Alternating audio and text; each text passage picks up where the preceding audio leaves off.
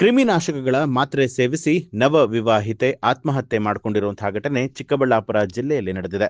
ಅತ್ತೆ ಮಾವಂದಿರ ಕಿರುಕುಳಕ್ಕೆ ಬೇಸತ್ತು ನವ ವಿವಾಹಿತೆ ರಾಮಲಿಂಗಾಪುರ ಗ್ರಾಮದ 22 ವರ್ಷದ ಶಿರೀಷಾ ಆತ್ಮಹತ್ಯೆನ ಮಾಡಿಕೊಂಡಿದ್ದಾಳೆ.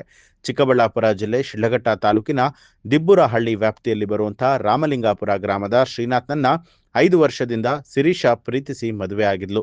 ಬೇರೆ ಜಾತಿಗೆ ಸೇರಿದ ಹುಡುಗಿ ಅಂತ ಹೇಳಿ ಕಿರುಕುಳವನ್ನ ಕೊಡ್ತಾ ಇದ್ದಂತಹ ಹುಡುಗನ ಕುಟುಂಬಸ್ಥರು ವರದಕ್ಷಿಣೆ ಕಿರುಕುಳ ಆರೋಪ ದೂರನ್ನ ಕೊಟ್ಟರು ಕೂಡ ಕ್ರಮ ಕೈಗೊಳ್ಳದ ಪೊಲೀಸರ ವಿರುದ್ಧ ಕುಟುಂಬಸ್ಥರು ಮೃತದೇಹವನ್ನ ಪೊಲೀಸ್ ಠಾಣೆ ಮುಂದಿಟ್ಟು ಪ್ರತಿಭಟನೆಯನ್ನ ನಡೆಸಿದ್ದಾರೆ.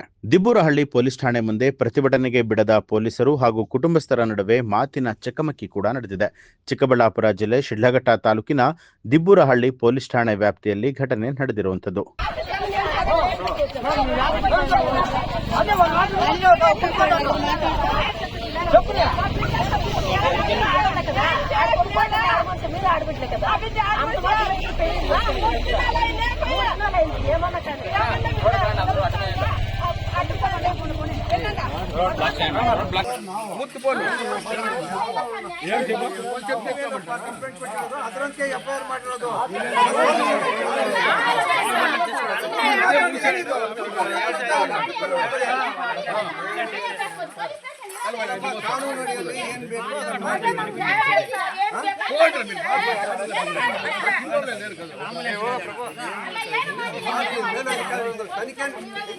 ತನಿಖೆ ನಮ್ದಲ್ಲ, ಡಿಎಸ್ಪಿ ತನಿಖೆ.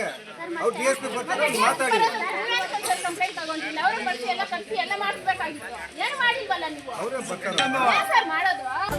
ನ್ಯೂಸ್ ಅಲರ್ಟ್, ನಿಮ್ಮಿಂದ ನಿಮಗಾಗಿ.